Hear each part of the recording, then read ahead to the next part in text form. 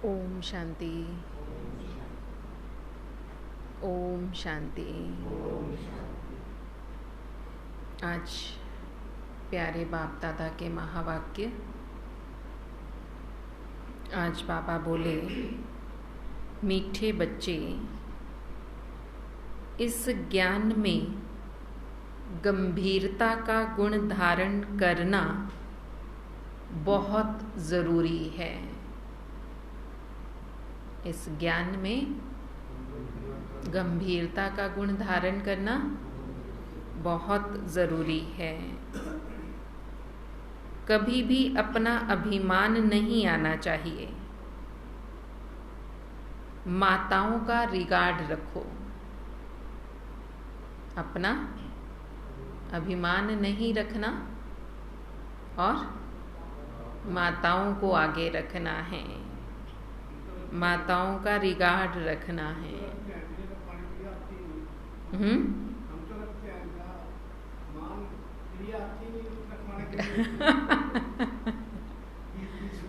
यहाँ तो सारे अच्छे बच्चे हैं, सब रखते हैं माताओं का रिगार्ड, बहुत प्यार करते हैं माताओं से। और माताएं आती ही नहीं है, दिखती ही नहीं, कभी कभी दिखती हैं।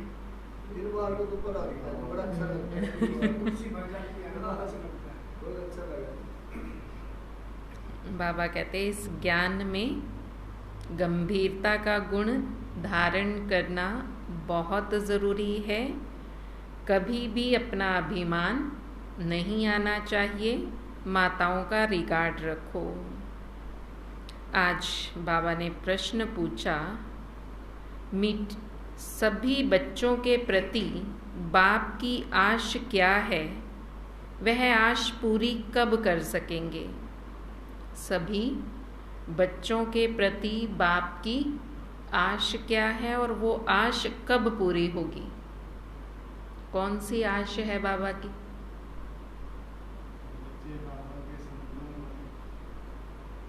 और कब पूरी करोगे?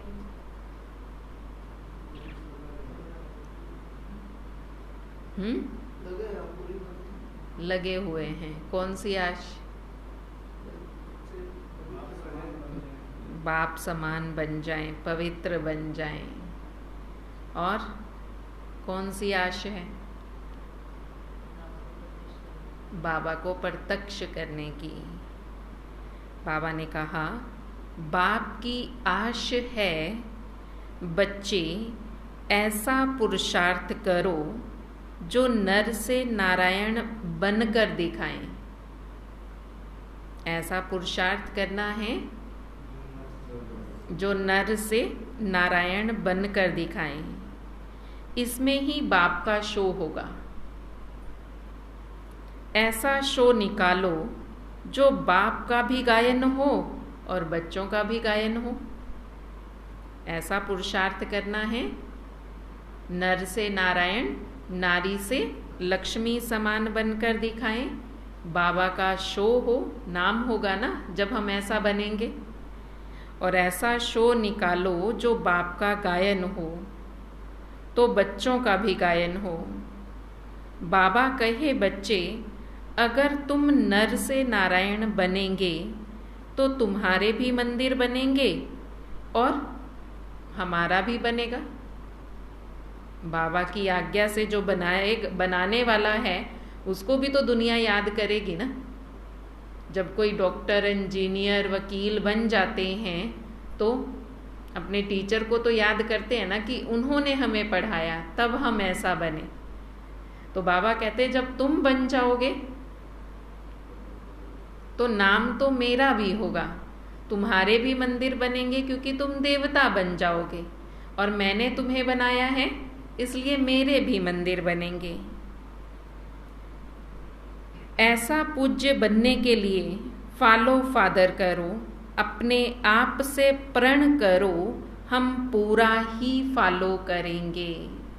क्या प्रण करना है? हम ब्रह्मा बाप को पूरा फॉलो करेंगे। करो प्रण।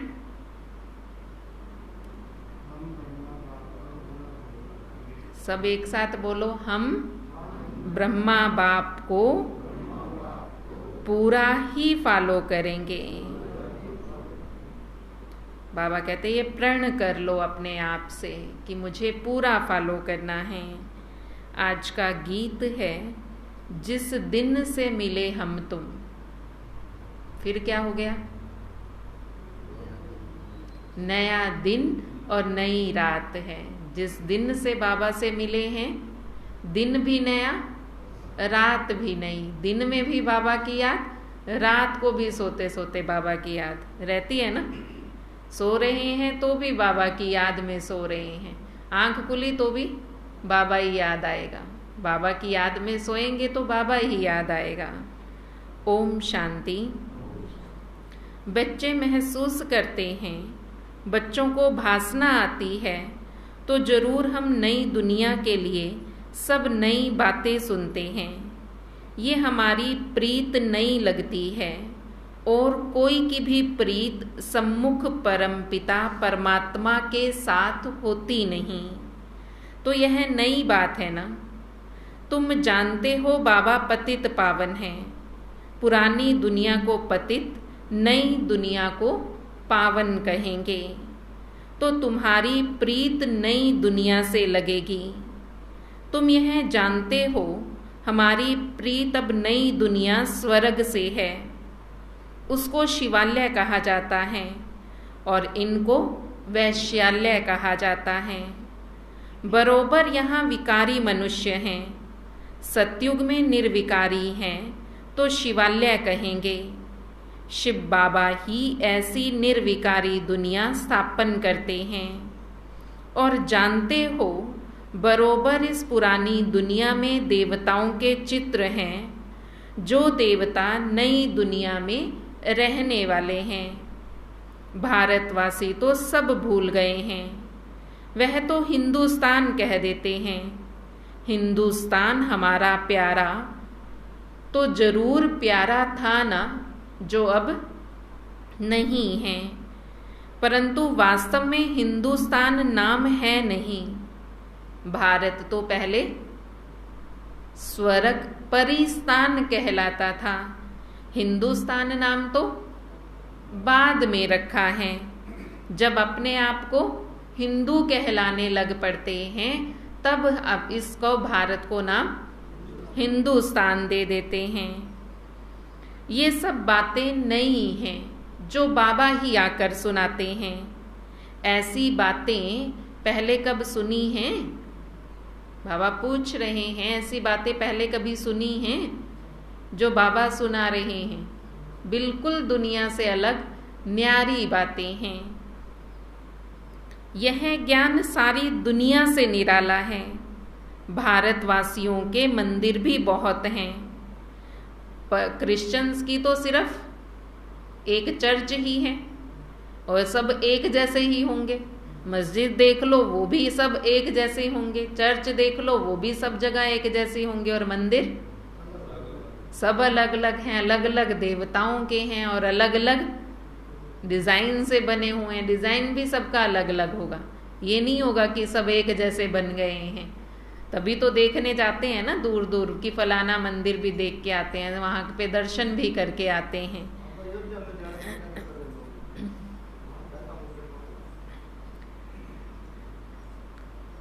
सतयुग में तो कोई मंदिर नहीं होता, क्योंकि चैतन्य देवताओं का राज्य चलता है।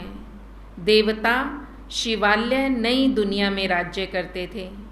तुम जानते हो अब हम नई दुनिया में जा रहे हैं। यह भी ख्याल कभी नहीं करना कि बाबा ने ये नया मकान बनाया है। वास्तव में पुरानी दुनिया में यह भी पुराना है। हमारी प्रीत अब बाबा से लगी है तो बाप को फॉलो करना है। बाबा कहते इस पुरानी दुनिया में नया मकान बनाएंगे, वो भी पुराना ही है। क्यों? क्योंकि दुनिया ही पुरानी है। तो इसलिए अब इस दुनिया से, इस मकान से, इस घर से प्रीत नहीं रखनी। प्रीत नई दुनिया से लगानी है, नए घर से लगानी है। हमारी प्रीत अब नई दुनिया से लगनी है।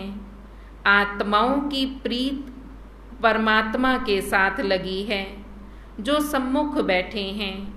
मनुष्य समझते हैं ब्रह्मा कुमार कुमारियों की ब्रह्मा से प्रीत लगी है। तुम जानते हो हमारी प्रीत ब्रह्मा से नहीं, शिव बाबा से लगी है, दूसरा ना कोई। भल तुम्हारा नाम ब्रह्मा कुमार कुमारी है, नाम ब्रह्मा पर है, लेकिन प्रीत तो सबकी एक शिव बाबा से है, ब्रह्मा से प्रीत नहीं है। यह ब्रह्मा तो देहधारी है ना, जन्म मरण में आते हैं। तुमको देह के संबंध नहीं जोड़ने हैं। वह गुरु तो अपना नाम रख लेते हैं, सच्चिदानंद कहते हैं, परंतु सत्य चित आनंद स्वरूप तो एक परमात्मा को ही कहा जाता है। आत्मा सत्य चित आनंद स्वरूप, शांत स्वरूप, ज्ञान स्वरूप थी।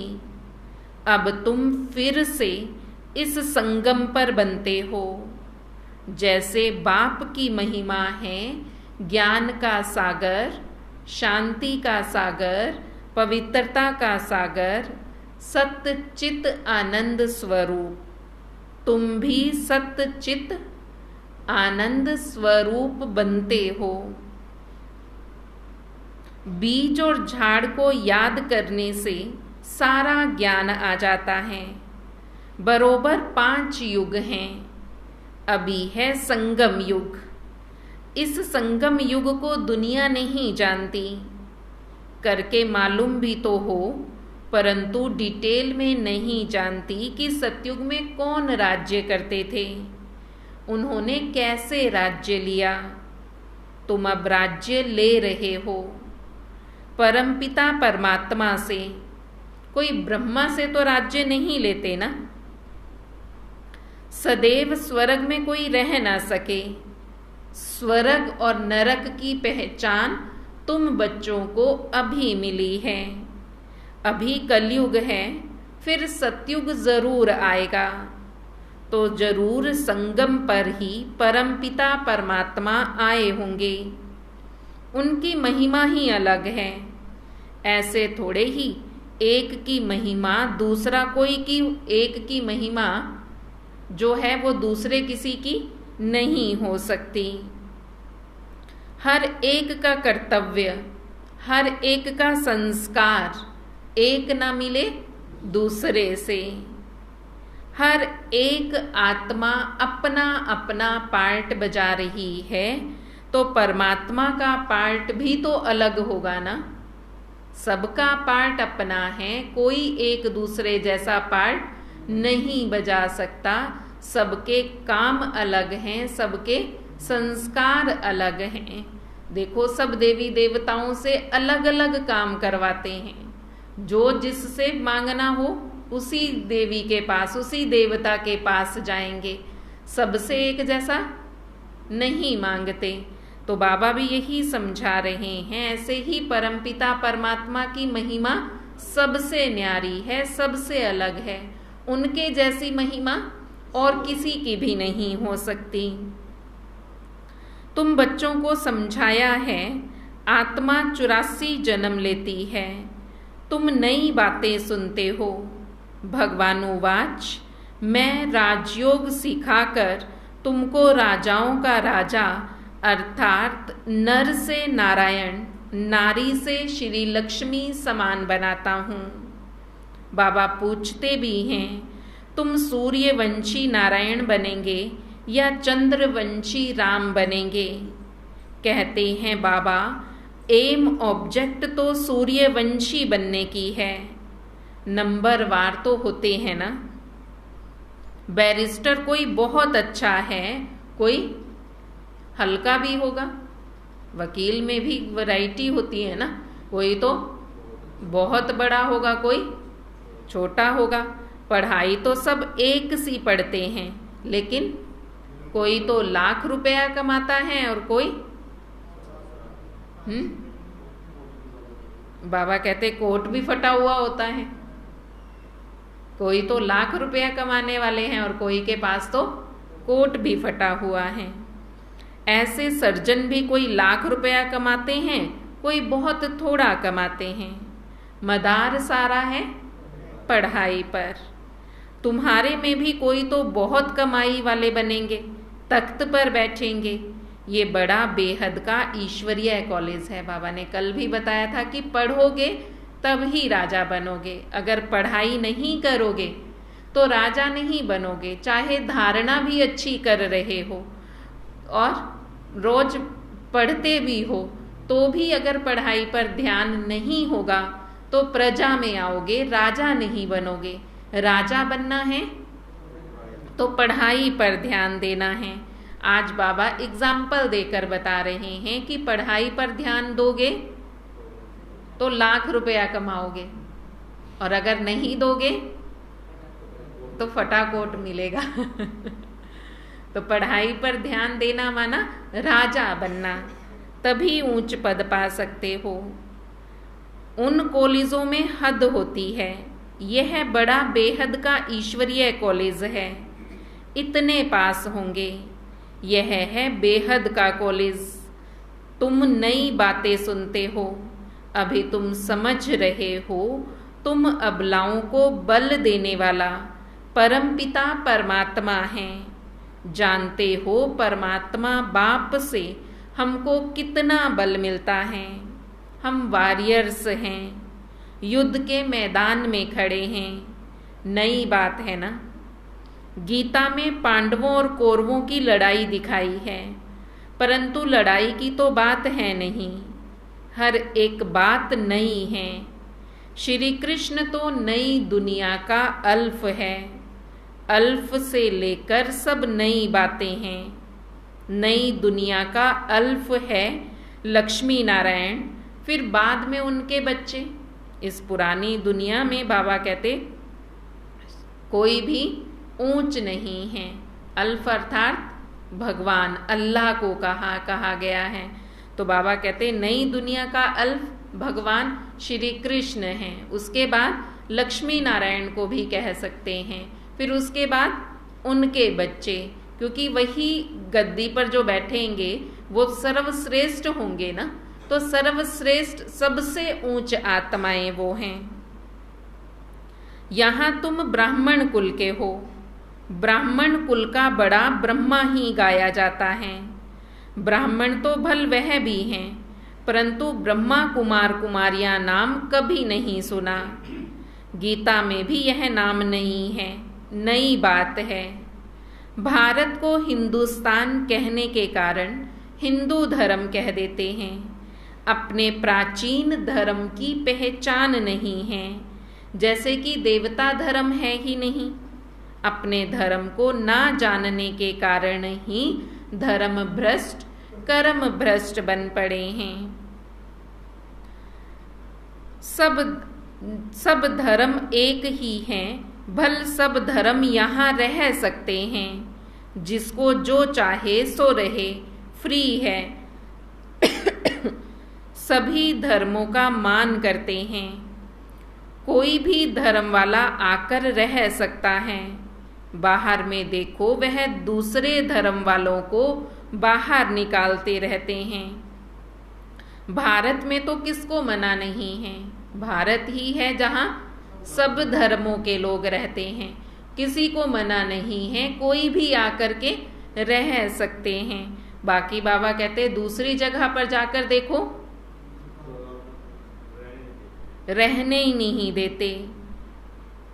सिलोन है, बर्मा आदि में इंडियंस को निकालते रहते हैं। भारत तो वास्तव में प्राचीन देवी देवता धर्म वाला है, परंतु वह तो कहते कोई भी आकर रहे, सब इकट्ठे तो रह न सकें। जहाँ तहाँ धर्मों की फिर बहुत खिटपिट होती है।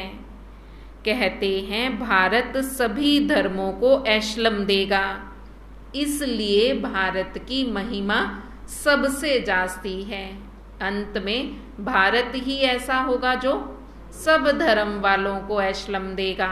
इसलिए बाबा कहते भारत की महिमा आज तक भी है, शुरू से है और अब भी है और आगे भी अश्लम देगा तो भारत की ही महिमा रहेगी। अब तुम सभी नई बातें सुनते हो। इस समय भारत में देवी देवता धर्म का कोई है नहीं। हम उस नई दुनिया के लिए पुरुषार्थ कर रहे हैं। शिव बाबा स्वर्ग रचते हैं। यूं तो ब्रह्मा की संतान सब हैं, परंतु ब्राह्मण खास गाए हुए हैं। उनको कब रचा? जरूर संगम पर रचा। वर्ण भी अच्छी रीति दिखाने हैं। हम ब्राह्मण चोटी, फिर देवता, क्षत्रिय, वैश्य, शूद्र बनते हैं। तो ये ज्ञान बड़ा गुह्य और रमणीक है। मुश्किल किसकी बुद्धि में बैठता है। तुम बच्चे इस ज्ञान को अच्छी रीति धारण करो। कभी भी ब्राह्मणी से रूठना नहीं है। रूठकर पढ़ाई को नहीं छोड़ना है। छोड़ेंगे तो अपना ही नुकसान करेंगे और ही रसातल में चले जाएंगे, नीचे गिर जाएंगे। सुनाने वाला तो सुना रहा है, सुनने वाले तुम बच्चे हो। ऐसे नहीं समझना कि ये ब्रह्मा या ये ब्राह्मणी हमें सुनाती है। बाबा कहते क्या समझना है, किसकी मुरली है? बाबा की मुरली है। बाबा हमें सुना रहा है, सुनाने वाला सुना रहा है, तो हमें उसकी मुरली सुननी है। ये कहकर हमारे को अच्छा नहीं लगा या किसी ने कुछ कह दिया तो बाबा कहते ब्राह्मणी से रूठकर अब पढ़ाई छोड़ोगे तो अपना नुकसान करोगे। इसमें किसका नुकसान नहीं है, अपना ही नुकसान है। तो इसलिए बाबा कहते किसी से रूठकर पढ़ाई को नहीं छोड़ना है। भक्ति मार्ग में भी देखो कितना नियम बनाते हैं। बाबा आया है सुनाने के लिए तो सुनना चाहिए। गीत सुनने का वह पूरे नेम से सुनते हैं। मंदिर में भी नेम पूर्वक जाते हैं। रोज पक्का नेम करते हैं। तुम्हारा नेम तो बड़ा कड़ा है। बाबा कहते भक्ति में भी कितने सारे नेम करते हैं। नेम से ही पूरे अच्छे तरीके से, जैसी जो विधि जिसकी पूजा की बनी हुई है, पूरा उस विधि से पूजा करेंगे। जो जैसे करना है उस अनुसार ही करते हैं। तो बाबा कहते पूरा नेम से करते हैं। तो तुम बच्चों को भी यहाँ जो कुछ भी करना है ऐसे ही पूरा नेम से करना है। जैसे भक्ति के नियम देखो कितने कड़े हैं। कुछ भी हो जाए, व्रत रखेंगे, एक भी दाना नहीं खाना तो नहीं खाएंगे, पक्का नियम अपनाते हैं ना। ये तो नहीं कि छोड़ देंगे, कोई बात नहीं आज थोड़ा सा खा लेते हैं। पानी नहीं पीना तो नहीं पीना, चाहे कुछ भी हो जाए, हालत कितनी भी खराब हो तो भी नहीं पिएंगे। कितना कड़ा नियम है। तो बाबा कहते जैसे मंदिर में भगत देखो कितना नियम पूर्वक अपना हर कार्य पालन करते हैं, ऐसे तुम बच्चों को भी पूरा नियम रखना है। किस बात का? पढ़ाई का, मुरली का। बाबा ने कल भी कहा था पढ़ाई रेगुलर पढ़नी है, मुरली मिस नहीं करनी। तो तुम्हारा भी नेम कड़ा होना चाहिए। एक घड़ी, आधी घड़ी, फिर बढ़ाते रहना। पहले थोड़ा थोड़ा बाबा को याद करो, फिर थोड़ा थोड़ा करते करते उसको बढ़ाते जाओ। आज आधा घंटा, कल 1 घंटा, फिर चार्ट रखेंगे तभी तो पता चलेगा कि हमने आज 1 घंटा याद किया है और आज 2 घंटे याद किए। फिर कल को और बढ़ाएंगे कि कल और समय बढ़ाते हैं। बाबा को याद करने से बुद्धि का ताला खुलेगा। विचार सागर मंथन कोई शिव बाबा को नहीं करना। बाबा को तो जरूरत ही नहीं है, उसको जरूरत विचार सागर मंथन करने की, ज्ञान का चिंतन करने की। बाबा कहते मुझे तो जरूरत नहीं है। विचार सागर मंथन तो बच्चों को करना है, तुमको दरकार रहती है। किसको कैसे समझाएं, इसलिए बाबा कहते कभी भी मुरली मिस नहीं करनी, कभी भी बाप से व ब्राह्मणी से रूठना नहीं चाहिए। रूठकर पढ़ाई तो बिल्कुल भी नहीं छोड़नी। कई बार रूठते नहीं हैं, बस ऐसे ही कोई ना कोई बात हो जाती है कि इसलिए उसके पास नहीं जाना, वहाँ मुरली सुनने नहीं जाना, वहाँ पर वो भी आता है इसलिए नहीं जाना है। बाकी रूठे भी नहीं हैं, थोड़ी सी बात हो गई इसलिए भी आना छोड़ देते हैं।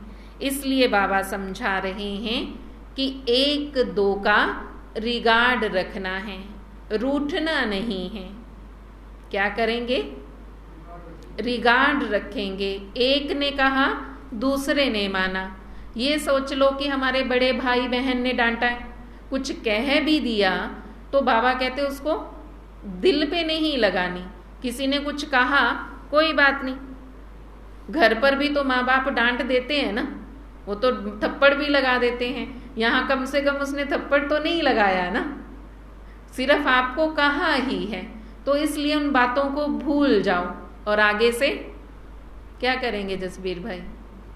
1-2 को रिगार्ड देकर आगे बढ़ना है। मुझे भी बढ़ना है और दूसरों को भी बढ़ाना है। इसलिए बाबा कहते किसी से भी रूठना नहीं। महारथियों का रिगार्ड रखना तो सबको आता है, जैसे बड़ी दीदी दादियों का रिगार्ड तो सब रखते हैं, चाहे वो कितना भी गुस्से से हमें बोल ले तो भी हम उनका रिगार्ड रखते हैं। तो बाबा कहते ऐसे ही जैसे बड़े दीदी दादियों का, महारथियों का रिगार्ड रखना आता है, ब्राह्मणियां जो हैं वह फिर भी मुख्य हैं। 10-12 को आप समान बनाती हैं, तो इसलिए तुम्हें उनका भी रिगार्ड रखना चाहिए। आपस में अपने हम जिन्स का भी रिगार्ड रखो।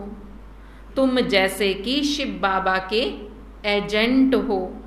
सभी एजेंट्स एक जैसे तो नहीं हो सकते ना, नंबरवार तो होते हैं ना। फिर ऐसे थोड़े ही कि उनका रिगार्ड नहीं करेंगे। कोई तो बहुत अच्छी रीति धारणा करते हैं, रात दिन सर्विस में तत्पर रहते हैं। शिव बाबा भी यहाँ सर्विस पर आए हैं। बाबा कहते मैं डबल काम करता हूँ, भक्तों की भी सर्विस करता हूँ। तुम जानते हो सारी दुनिया में साक्षात्कार कराने का कर्तव्य सिर्फ मेरा है। भल ड्रामा में सब पहले से नूंद है, उसी समय साक्षात्कार होता है। समझते हैं गॉडफादर ने दिव्य दृष्टि से साक्षात्कार कराया। जहाँ तहाँ साक्षात्कार होते रहते हैं। यह साक्षात्कार भी ड्रामा में नूंद है, इसमें बड़ी विशाल बुद्धि चाहिए। ये नई बातें हैं, सृष्टि का चक्र बुद्धि में फिरना चाहिए। कोई कोई का यह स्वदर्शन चक्र अच्छा तीखा फिरता है तो कोई का कम फिरता है। तुम स्वदर्शन चक्रधारी हो, सर्विस के लिए बुद्धि चलती रहेगी नंबरवार। कोई का तो स्वदर्शन चक्र फिरता ही नहीं, हवा तो लगती है ना। परंतु बाप अच्छी तरह समझा रहे हैं, बच्चे हमेशा स्वदर्शन चक्र फिराते रहो। स्वदर्शन चक्र नहीं फिराएंगे तो बाकी क्या पद पाओगे? यह नई बातें हुई ना। बाबा समझाते रहते हैं वर्षा लेना है तो अभी लो, नहीं तो बाद में तो सिवाय पछताने के, रोने के कुछ भी हाथ नहीं आएगा। अपना व टीचर का शो करना है। ये कितना बड़ा कॉलेज है, अच्छी रीति पढ़ते हैं तो पद भी अच्छा पाते हैं। प्रण करना है कि हम पूरा ब्रह्मा बाप को फॉलो करेंगे, फॉलो मदर फादर। ऐसे नहीं कि बैरिस्टर का बच्चा बैरिस्टर ही बनेगा, नहीं, कोई डॉक्टर बनेगा, कोई इंजीनियर बनेगा, कोई तो फिर शैतान डाकू भी निकल आते हैं। बाबा कहते मेरा शो निकालने से तुम नर से नारायण बनकर दिखाओ। मेरा ही गायन है, तुम्हारा भी गायन होगा, तुम भी देवता बनेंगे। तो तुम्हारे भी मंदिर बनेंगे और हमारा मंदिर भी बनेगा। मुख्य मंदिर होना चाहिए एक शिव बाबा का, फिर उसके साथ ब्रह्मा का और बच्चों का। दिलवाड़ा मंदिर में सबकी यादगार है ना, वैरायटी है। ये बड़े ते बड़ा यादगार है। तुम अभी चेतन में यहाँ बैठे हो। शक्तियों की शेर पर सवारी दिखाते हैं और महारथियों की हाथी पर सवारी दिखाते हैं। गज को ग्राहा ने हप कर लिया। बाप की याद नहीं रहती है तो माया ग्राहा हप कर लेती है। अच्छे अच्छे महारथियों को भी माया ग्राहा खा लेती है। इसमें बड़ी गंभीरता चाहिए और अभिमान नहीं आना चाहिए। मैं ये करता हूँ, मैं ऐसा हूँ। जितना हो सके अभिमान को छोड़ दो और हर बात में माताओं को आगे रखना है। माताओं का पूरा रिगार्ड रखना है। बाबा ने सब चाबी माताओं के हाथ में दी है। माताओं द्वारा ही समाचार आना चाहिए। हाँ, कहाँ कहाँ कन्या अथवा माता से कुमार होशियार होते हैं तो उनकी भी राय लिखनी चाहिए, पर बाबा माता गुरु को ही आगे रखने के लिए कहते हैं, क्योंकि हर जगह हुक्म तो रानी का ही चलता है ना। कहते भी हैं, कहावत भी है। क्या कहावत है? हुक्म सरकार का, राज्य रानी का। राजा तो राज्य कर रहा है, लेकिन हुक्म जो है वो रानी का चलता है। तो बाबा कहते, तभी तो कहते भी हैं, हुक्म सरकार का, राज्य रानी का। पहले रानी फिर राजा। पुरुष को गुरु बनाने का कोई फायदा नहीं है, कोई कायदा भी नहीं है। माता को आगे करना है। ला ऐसा कहता है, भल कहाँ कहाँ पुरुष भी निमित्त हैं। उनकी भी बुद्धि अच्छी चलती है, उनसे राय ले सकते हैं, लेकिन रिगार्ड आगे रखना है वो माताओं को ही रखना है, जो माताओं को ज्ञान में भी ले आते हैं। मेजॉरिटी माताओं की है, इसलिए अहंकार नहीं करना। क्या करना है? माताओं को आगे करना है। कभी ये अहंकार ना आए कि मैं तो सब जानता हूँ, मैं बहुत होशियार हूँ। होशियार माताओं को बनाना है, माताओं द्वारा ही सेंटर चलाना है। अंत में सन्यासी भी माताओं के चरणों में आकर झुकेंगे। तो कायदे सिर चलना है। जो बाबा कायदा बता रहे हैं, बाबा कहते हैं उस कायदे सिर ही चलना है। माताओं को आगे रखेंगे तब ही बेड़ा पार होगा। कहते ना, गऊ की पूंछ पकड़कर बेड़ा पार होगा। तो गऊ माता माना माताओं को आगे करना है, उन्हीं की पूंछ पकड़ के पार होंगे। अपना अहंकार रखकर आगे चलोगे। सरकार को यदि 50% आरक्षण किया है लेडीज का, लेकिन वो 1-2% ही काम करा, कल तो कोई दिन नहीं, उसके घर वाला, उसका बेटा कोई आगे रहा, उन्हें तो कहीं जान नहीं देते कोई वहां। तो भगवान और गवर्नमेंट तो लगी हुई है, बाकी तो माताओं, बाबा इसीलिए तो पक्का करा रहे हैं भाइयों को कि चाहे माताएं कैसी भी हैं, पर आपको आगे माताओं को करना है। ये नहीं सोचना कि इनको तो कुछ पता ही नहीं है कि हम ही आगे रहते हैं। बाबा कहते तो भी उनको रिगार्ड देना है। चाहे बाबा ने कई बार ये बात रिपीट की कि कहीं कहीं भाई होशियार हैं, वो ज़्यादा तेज हैं, फिर भी बाबा ने निमित्त माताओं को बनाया है, या आगे उन्हें ही रखना है। 50% है जहाँ भाई होशियार है, 50% भाई हम 50% तो माताएं नहीं है ना, वो भी नहीं आती। बस जैसे वो उसने पत्नी क्या साइंस करा देंगे उसके आजकल तो माताएं बहुत होशियार है, आजकल वो अपना हक नहीं देती। गाँव में ही है बस थोड़े बहुत, जो बाकी शहरों में जाके देखो। आपको गाँव की बात करें, पंचायतों में कोई किसी मीटिंग में नहीं आती। हमने 5 साल रह गए थे, हमने सरपंच लेडीज की उसकी शक्ल नहीं देखी 5 साल में। बताओ उससे ज्यादा और क्या हो। अब ऐसा ही होगा, अब तो चला गया टाइम, अब ऐसा होगा नहीं सब होता है। तो बाबा कहते ये नहीं कहना कि मैं सब जानता हूँ, मैं होशियार हूँ। होशियार माताओं को बनाना है, माताओं द्वारा सेंटर चलवाने हैं। अंत में सन्यासी आदि को भी माताओं के ही बाण लगने हैं। इसलिए कायदे सिर चलना है। परमपिता परमात्मा की निंदा कराने वाला काम नहीं करना कि बाबा कह रहे हैं माताओं को आगे रखो और हम खुद आगे रहें। तो बाबा कहते ये निंदा कराने वाला काम है, इसलिए निंदा कराने वाला काम नहीं करना। ऊंच पद नहीं पा सकेंगे। बाबा सावधान तो सबको करते हैं, बहुत मीठा बनना है। कोई की बात पसंद नहीं आती तो, अगर किसकी बात पसंद नहीं आती तो क्या करें? क्या कह रहे कृष्ण भाई? हैं? चुप हो जाना चाहिए। और किसी की बात पसंद नहीं आई तो क्या करें? रूठ जाएं फिर प्रीतम भाई जी उससे कि ये तो अच्छी बात नहीं करता।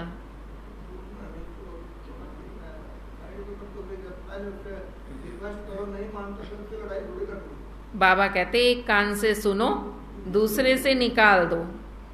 गुस्सा नहीं करना। क्रोध बहुत नुकसान करता है। कोई लिखते हैं बाबा गुस्सा बहुत आता है, क्रोध बहुत तंग करता है।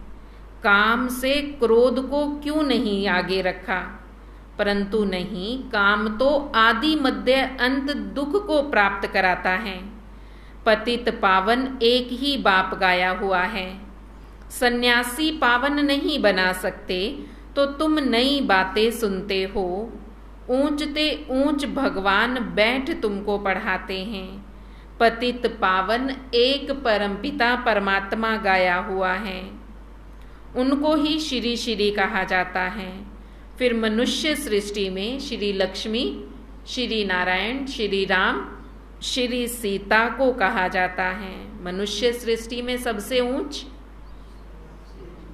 श्री लक्ष्मी, श्री नारायण, श्री राम और श्री सीता हैं। और बाबा कहते बाकी सबसे ऊंचते ऊंच शिव बाबा है, जो बैठ तुम बच्चों को पढ़ाते हैं।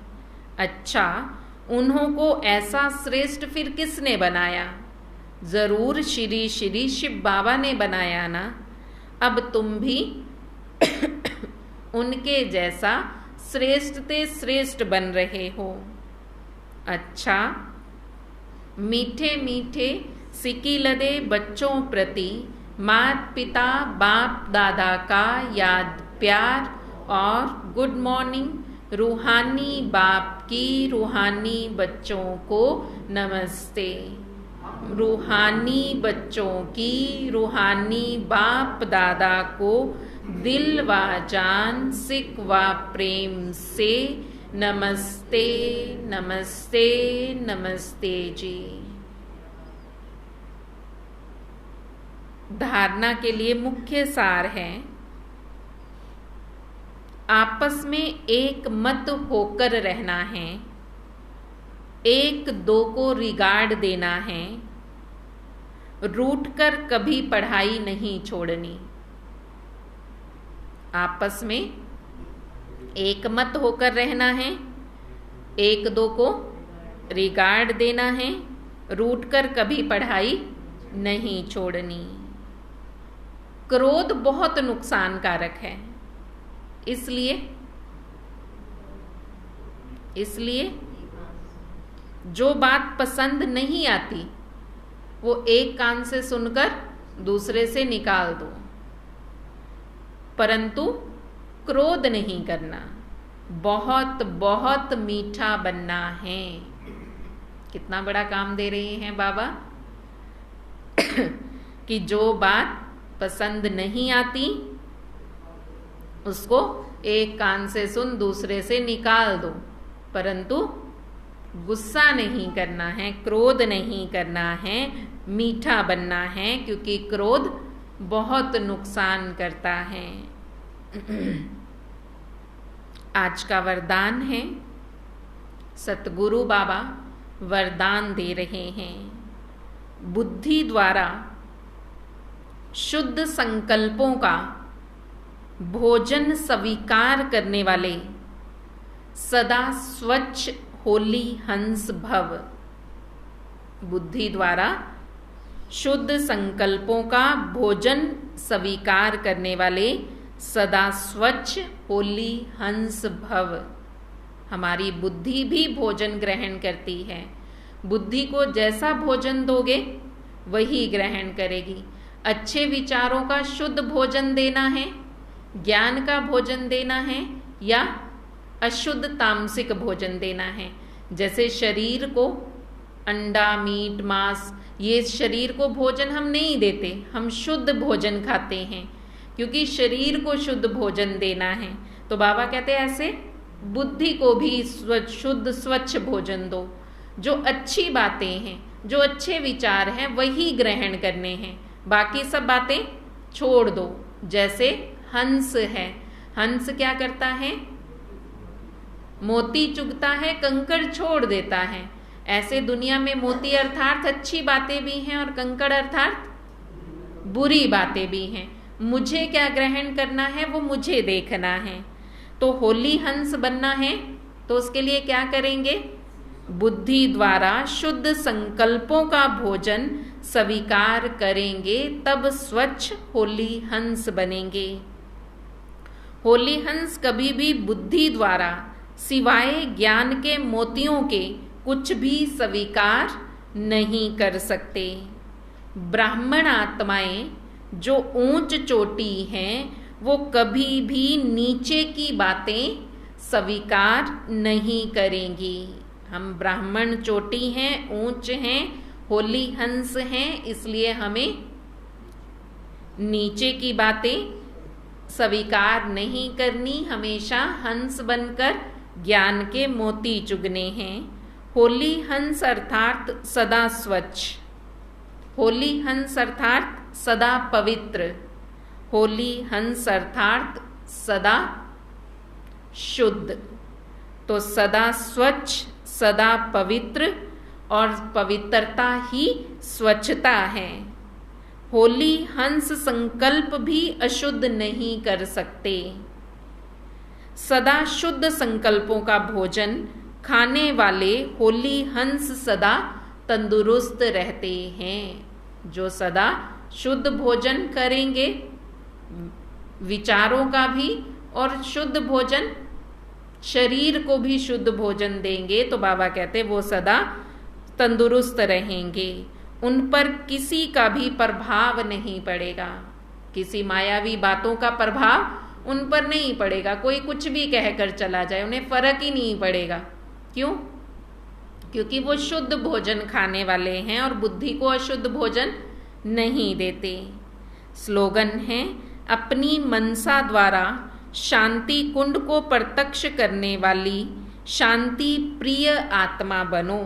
अपनी मनसा द्वारा शांति कुंड को प्रत्यक्ष करने वाली मैं शांति प्रिय आत्मा हूँ। शांति प्रिय आत्मा बनना है। शांति प्रिय आत्मा, पहले मन में शांति लानी है। मन शांत नहीं होगा, जब मन ही शांत नहीं होगा तो बाकी कर्मों में शांति कैसे आएगी? फिर कहीं ना कहीं मुख से बोल गुस्से वाले निकल जाएंगे। इसलिए पहले मन को शांति का कुंड बनाओ। मन जब शांति का कुंड बन जाएगा तब शांत प्रिय आत्मा बन जाएंगे। अपने आप को पक्का कराते रहो। आज सारा दिन ये ध्यान रखना है कि मुझे शांत रहना है, मैं शांत प्रिय आत्मा हूँ। आज पेपर बहुत ज़्यादा आएंगे, लेकिन मैं शांत प्रिय आत्मा हूँ, मुझे गुस्सा नहीं करना है। किसी की कोई बात अगर पसंद नहीं आई तो क्या करेंगे? क्या करेंगे? एक कान से सुनकर दूसरे से निकाल देंगे। कई बार बाबा कहते हैं सुनो ही नहीं, जब मेरे को बुद्धि को वो बात चाहिए ही नहीं तो उसकी बात सुननी ही नहीं है। ओम शांति।